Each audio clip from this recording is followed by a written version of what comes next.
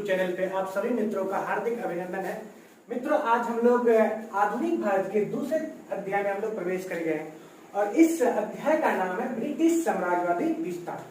पिछली कक्षाओं में हम लोगों ने पढ़ा था कि किस प्रकार से जो है यूरोपीय कंपनी जो है भारत आगमन हुआ उन लोगों का। अब जो है ब्रिटिश ने किस प्रकार से यहाँ पे अपना साम्राज्यवादी विस्तार किया।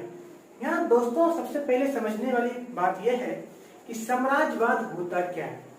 ये दुविधा वाली बात होती है कि उपनिवेशवाद और साम्राज्यवाद। तो साम्राज्यवाद क्या होता है कि जब कोई मजबूत राष्ट्र अपने से कमजोर राष्ट्र पर जो है केवल आर्थिक रूप से आधिपत्य स्थापित करता है। यहाँ पे राजनीतिक, सामाजिक और सांस्कृतिक रूप से नहीं, केवल आर्थिक रूप से आधिपत्य स्थापित होता है करता है, तो उसको बोलते हैं साम्राज्यवाद। तो यहाँ पे ब्रिटिश जो है अपना साम्राज्य विस्तार कर रहे थे बाद में। तो पिछली कक्षाओं में हमने बताया था कि जब फ्रांसीसी लास्ट में जब आए तो उनके साथ और इंग्लैंड के साथ मतभेद हमेशा बना रहता था।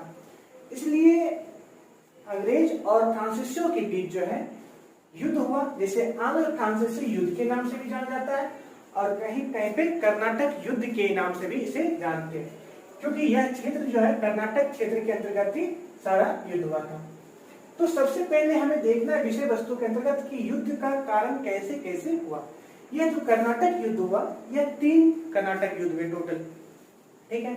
इस कर्नाटक युद्ध टोटल 3 हुए थे और वो हुए थे किसके बीच, तो फ्रांसीसियों और अंग्रेजों के बीच हुए थे।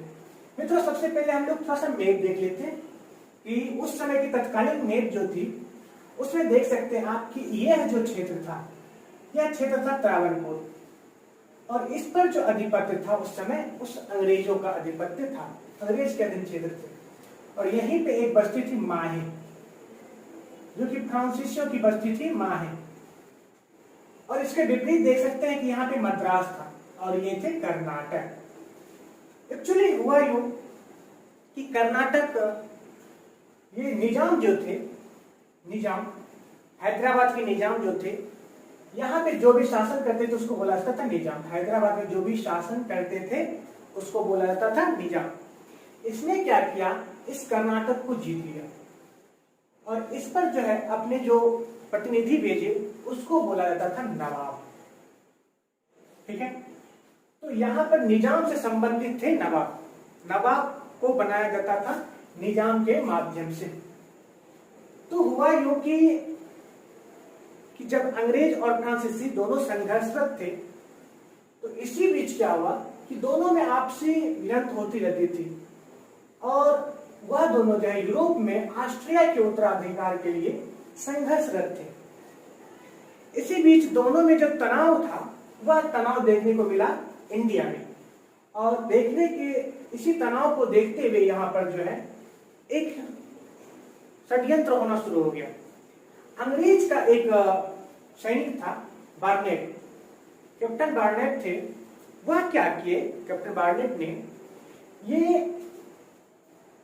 फ्रांसीसियों का बेड़ा जो है उसने क्या किया, वहां पे उसको पराजित कर दिया। तो यहाँ के शासक तभी जो गवर्नर थे, फ्रांसीसी गवर्नर, वो थे डुप्ले। डुप्ले ने जो है तत्कालीन नवाब जो थे अनवरुद्दीन, यहाँ कर्नाटक के नवाब थे अनवरुद्दीन, उसके पास गया और बोला महाराज ये जो है अंग्रेज मेरे बेड़े को डुबा दिया, अर्थात मेरे जहाजी बेड़े को डुबा दिया, आप कुछ कीजिए।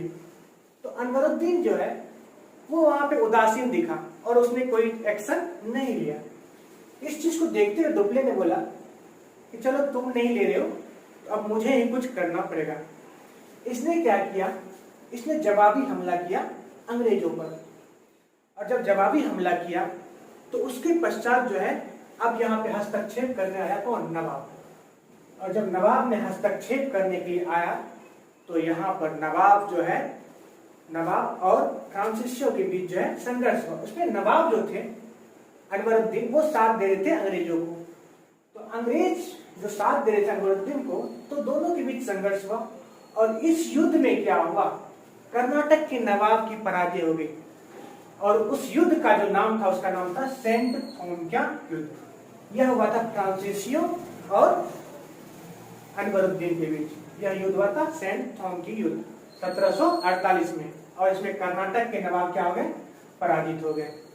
और इस चीज को देखते हुए जो है अंग्रेज ने सोचा कि यहाँ पे मुठभेड़ और बढ़ाया जाए तो मामला बढ़ सकता है, इसलिए उसने एक संधि कर ली जिसका नाम है एक्स-लॉ-सेल्पेल की संधि। यह प्रथम कर्नाटक युद्ध के अंतर्गत हुआ था, एक्स-लॉ-सेल्पेल की संधि। तो यहाँ पे हम देख सकते हैं कि प्रथम कर्नाटक युद्ध जो हुआ था वह 1746 से लेके 48 के बीच में यह घटित हुआ था। और यह हुआ था, मुख्य कारण क्या था, ऑस्ट्रिया के उत्तराधिकार को लेकर वहां पे यूरोप में विवाद चल रहा था, उसी की जो है एक्शन, उसी का जो है कुछ ना कुछ प्रभाव जो है इंडिया में भी देखने को मिला। और यहाँ पे जो कर्नाटक का नवाब ने किसी प्रकार के एक्शन नहीं लिया था, और बाद में जो एक्शन लिया उसके चलते जो है प्रथम कर्नाटक युद्ध के अंतर्गत एक युद्ध हुआ था जिसका नाम है सेंट थॉम का युद्ध। यह हुआ था कर्नाटक के नवाब के बीच और फ्रांसीसियों के बीच, जिसमें जो है कर्नाटक के नवाब अनवरुद्दीन जो है यहाँ पे पराजित हुए थे। और तत्पश्चात अंग्रेज और फ्रांसीसियों के बीच एक संधि हुई जिसका नाम था एक्स-लॉ-सेल्पेल की संधि, और यह हुआ था 1748 में। मित्रों 1748 में खत्म तो हो गया, लेकिन यह कुछ अधिक दिन तक नहीं चला, ये सेंट एक्स-लॉ-सेल्पेल की संधि। और कुछ ही दिनों के पश्चात 1749 में जो है द्वितीय कर्नाटक युद्ध का जो है यहाँ पे शुरुआत हो गया। हुआ यूं कि द्वितीय कर्नाटक युद्ध होने का मुख्य वजह यह था कि हैदराबाद को जो निजाम था इनकी मृत्यु हो गई।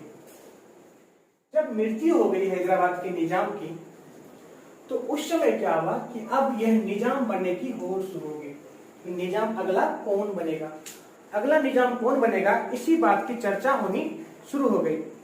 और इसी चर्चा के अंतर्गत जो है निजाम बनने की जंग में जो है शामिल हो गए अब यहाँ पे नासिर जंग। इस निजाम बनने की बात हुई तो इसमें जो है अब शुरुआत हो गया बनना कि नासिर जंग बनेगा कि मुजफ्फर जंग बनेगा।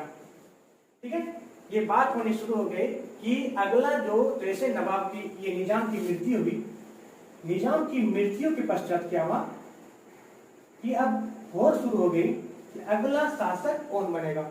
और शासक बन गया, निजाम बन गया, अर्थात जो हैदराबाद का जो निजाम बना अगला वह था नासिर जंग। और नासिर जंग ने जो है कर्नाटक का नवाब जो बनाया वह था अनवरुद्दीन। ठीक है, अनवरुद्दीन यह नवाब था, यह था आपका निजाम, और यह था नवाब, तत्कालीन नवाब। इसी बीच क्या हुआ कि मराठा ने जो है चंदा साहब को जो है उसने रिहा कर दिया, और इसके संघर्ष में जो थे इधर से वह थे मुजफ्फर जंग। ठीक है, इसके संघर्ष में कौन थे, मुजफ्फर जंग। तो मुजफ्फर जंग, ठीक है, और मुजफ्फर जंग के साथ यहाँ पर जो थे साथ में थे चंदा साहब। जब चंदा साहब और मुजफ्फर जंग ये दोनों एक साथ हो गए, और इस गुट का जो है नेतृत्व करना शुरू कर दिया। डुप्ले ने संघर्ष में जो है इस जो गुट था इसका साथ दिया, मुजफ्फर जंग और चंदा साहब का साथ दिया यहाँ पे फ्रांसीसियों ने। ठीक है, फ्रांसीसियों ने जो है इन गुट को साथ दिया, और नासिर जंग और अनवरुद्दीन को साथ दे रही थी यहाँ पे अंग्रेज। ठीक है, तो इस युद्ध में क्या हुआ, इस निजाम के और नवाब की जंग में जो है दोनों यूरोपीय शक्ति जो है आपस में संघर्षरत थे। एक तरफ से अंग्रेज सहारा दे रहे थे, एक तरफ से फ्रांसीसी सहारा दे रहे थे। दोनों कंपनी जो है अपनी पूरियां सेक रहे थे, अर्थात दोनों कंपनी जो है अपने राजनीतिक हस्तक्षेप कर रहे थे दोनों जगह। इसी बीच क्या हुआ कि अनवरुद्दीन जो है, अनवरुद्दीन और इस दोनों के बीच जो है झगड़ा हो गया, और झगड़ा होने के पश्चात यह झगड़ा जो हुआ इस युद्ध का नाम दे दिया अंबूर के मैदान में युद्ध हुआ, और इस युद्ध का नाम रख दिया अंबूर का युद्ध। यह हुआ था 1749 में ही अंबूर की लड़ाई हुई थी। ठीक है, 1749 में अंबूर की लड़ाई हुई, और इसी अंबूर की लड़ाई में क्या हुआ, यह अनवरुद्दीन जो है मारा गया। अनवरुद्दीन जो मारा गया उसके पश्चात क्या हुआ, इसका बेटा था, उसने यहाँ पे मोहम्मद अली नाम था इसका बेटा का नाम। ठीक है, मोहम्मद अली ने जो है यहाँ पे नवाब की कुर्सी पे बैठ गया, और लड़ाई होती रही। तत्पश्चात क्या हुआ, बाद के दिनों में अंबुर की लड़ाई के पश्चात जो है यह युद्ध जो है किसी तरह से सिमटा। अंग्रेज और फ्रांसीसियों ने किसी तरह से इसमें मेल मिलाप करवाया और तत्पश्चात एक संधि की, उस संधि का नाम है पांडिचेरी की संधि। तो द्वितीय कर्नाटक युद्ध जो हुआ था 1749 से लेकर 54 तक हुआ और 1754 में ही जो है पांडिचेरी की संधि हुई और इस प्रकार से जो है द्वितीय कर्नाटक युद्ध भी समाप्त हो गया। द्वितीय कर्नाटक युद्ध समाप्त होने के पश्चात क्या हुआ कि अब जो है यहाँ पे कुछ दिन यूं ही चलता रहा और चलते चलते जो है नेक्स्ट युद्ध जो है आपका तृतीय कर्नाटक युद्ध का क्षेत्र आ गया। और तृतीय कर्नाटक क्षेत्र जो है यह जो हो गया मुख्य रूप से तृतीय कर्नाटक क्षेत्र का जो परिघटना शुरू हुआ वह हो गया यूरोप के संघर्ष को लेकर।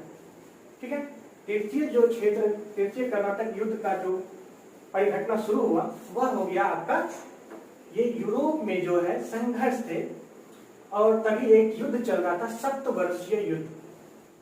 सप्तवर्षीय युद्ध में दोनों शामिल थे। सप्तवर्षीय युद्ध यह 7 वर्षों तक चला हुआ था युद्ध, सप्तवर्षीय युद्ध।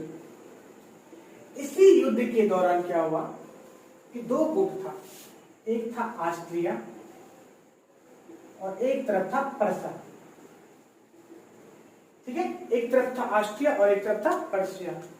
ये पर्सिया को साथ दे रहा था तभी फ्रांस और इसको साथ दे रहा था इंग्लैंड। और सप्तवर्षीय युद्ध चल रहा था तभी अमेरिका में भी। ठीक है, इसी सप्तवर्षीय युद्ध के दौरान क्या हुआ कि अंग्रेज और फ्रांसीसियों के बीच जो है यहाँ पे इंडिया में भी जो है एक युद्ध हो गया और यह युद्ध है वांडीवास का युद्ध अर्थात वांडीवास की लड़ाई। यह 1760 ईस्वी में अंग्रेज और फ्रांसीसियों के बीच हो गया। इसी दौरान उधर यूरोप में भी चल रहा था संघर्ष और इंडिया में भी संघर्ष चल रहा था। और इसी दौरान क्या हुआ 1758 से 63 के दौरान जब तृतीय कर्नाटक युद्ध चल रहा था तो वांडीवास की लड़ाई हो गई और वांडीवास की लड़ाई जो हुई थी वह 1760 में हुई। और इस युद्ध के पश्चात जो है अंग्रेज फ्रांसीसियों की लगभग सभी बस्तियों को जो है अपने अंदर कर लिया, उसे कुछ ही क्षेत्र पर छोड़ दिया और अंत में एक संधि भी यूरोप में ही पेरिस की संधि, अंग्रेज और फ्रांसीसियों के बीच जो है संधि हुई पेरिस की संधि। और यह संधि जो हुई 1763 में हुई। पेरिस की संधि किसके किसके बीच हुई, तो यह अंग्रेज और फ्रांसीसियों के बीच हुई 1763 में हुई। इस प्रकार से जो है अंग्रेज अब यूरोपीय शक्ति में सबसे महत्वपूर्ण शक्ति बनकर सामने आए। अब इसका कोई प्रतिद्वंदी यहाँ पे ठोस प्रतिद्वंदी कोई नहीं रहा। तो ये जो था हमारा आज का जो पहला पड़ाव था कि आंग्लीय फ्रांसीसी संघर्ष अर्थात कर्नाटक युद्ध के रूप में आपने देखा साम्राज्यवादी विस्तार के अंतर्गत। अगली कक्षा में जो हम लोग पढ़ेंगे हमने यहाँ पे कर्नाटक संघर्ष पढ़ लिया। अगला जो हमारा सेक्शन होगा इसी के अंतर्गत जो हम दूसरा वीडियो बनाएंगे वो हम लोग प्रवेश करेंगे इस मैसूर में और बात करेंगे यहाँ पे हैदर की और टीपू की। मिलते हैं अगले वीडियो में मित्रों, तब तक के लिए धन्यवाद।